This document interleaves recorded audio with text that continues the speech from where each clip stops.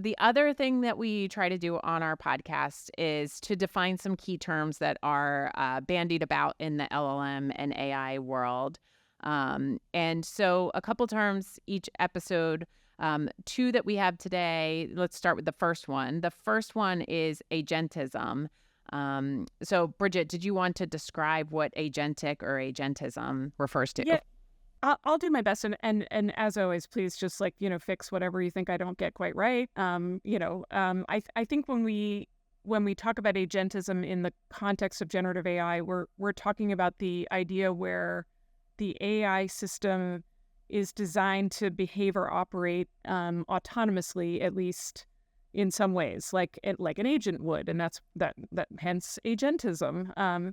And that it has some level of kind of decision making or goal oriented action in what it does. So it's not just responding to your question, which is something that probably everybody now has had an experience with AIs doing, but actively seeking to get something done for you, like a task or a goal, using techniques that it knows how to use, like reinforcement learning or other forms of behavior that the AI has been taught to do.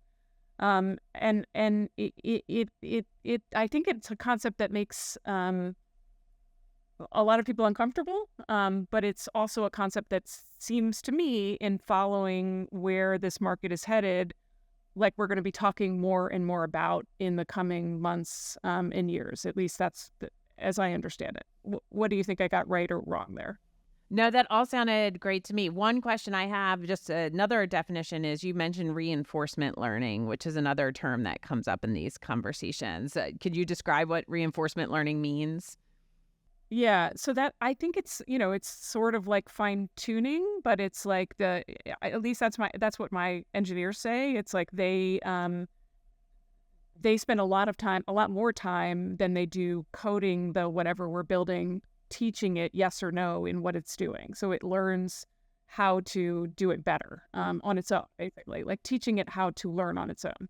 No, that sounds right to me. I mean, it's one of the sort of ways that AI really mimics humans, I think, is Yeah, that we also learn through reinforcement learning and being given feedback, right? And trying to get better over time and being taught how to do it on our own eventually, yeah, and learn the yeah. techniques. I don't want to over anthropomorphize the Same. technology, but Yeah, I yeah. think it's part of what makes it different from other technology. And the other thing I was going to add on to your great definition of agentism is, I think when I think about agentism, or I hear people who host other shows talk about it, they're talking about in the future sort of like, your Gen AI would produce a travel itinerary, and instead of you having to then go on and make all the reservations, it would get your authorization and then go ahead and do those things for you, which is really advanced. But on a more simple level, they are already agentic in the sense that they're pre-trained, so their training period cuts off at a certain point. But they are now able to go out to the internet and search things and come back with more advanced understanding. So that is also agentism that already exists. And I think at the very beginning, when ChatGPT came out and you would ask it a question, it might respond, my training data cut off in, whatever it was, January 2022. I don't have any more current information. But that's no longer the case because it's already demonstrating some agentism. But that doesn't mean its training is current, if that makes sense. It's going to get new information and fold it into its response. Is that how you understand it? Yeah, it is how I understand it. I mean, I think, we've talked about this example before of GPT-4 teaching itself to code, and I didn't really understand that wasn't something that the technologists who built GPT-4 hadn't taught it to do. But when I read like the Atlantic piece on Sam Altman, and I learned he was surprised when it started coding, I guess that's an example of it, going and learning how to do things on its own, and maybe doing those things in service of not pleasing, because it doesn't really please. I feel like we're totally anthropomorphizing the technology a lot today, but Yes. in service of the user asking it to do things. So yeah, I think that's what agentism means. How about structured versus unstructured data, which again those feel like terms that, 2 years ago, I don't think I might have heard once a year, and now I feel like I hear every other day. So what do we mean by those? Yeah, and was even more ignorant about it. I don't think I ever really thought about it. And the first person I heard talk about it was Darth Vaughan when he came and did a presentation for us about why generative technologies will change the legal profession. And it was sort of like one of those light bulb moments for me. My understanding is that structured versus unstructured data refers to the way I think about it is we used to have all these data entry roles where you were taking data and entering it into fields for spreadsheets, for example. And until you created structure around the data that you were using, it was unusable. And unstructured data is the reverse, which is sort of the way that we normally communicate in documents and text-heavy files, that one of the reasons that Gen AI could be such a breakthrough is that we can actually use that unstructured data now to make predictive outcomes from it or ask it questions and talk to it, which was impossible to do before.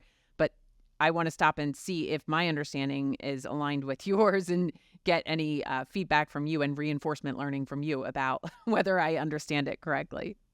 No, I think that's right. I think of structured data as data that's like organized in a predefined format. You think of Excel spreadsheets and databases, like you were saying, and they're easily searchable, and you can analyze them, and you can see why they can, that data is easy to train an algorithm, and so you can imagine financial records or inventory data, or even in the legal context, opinions are somewhat structured, right? There's usually, they follow a format.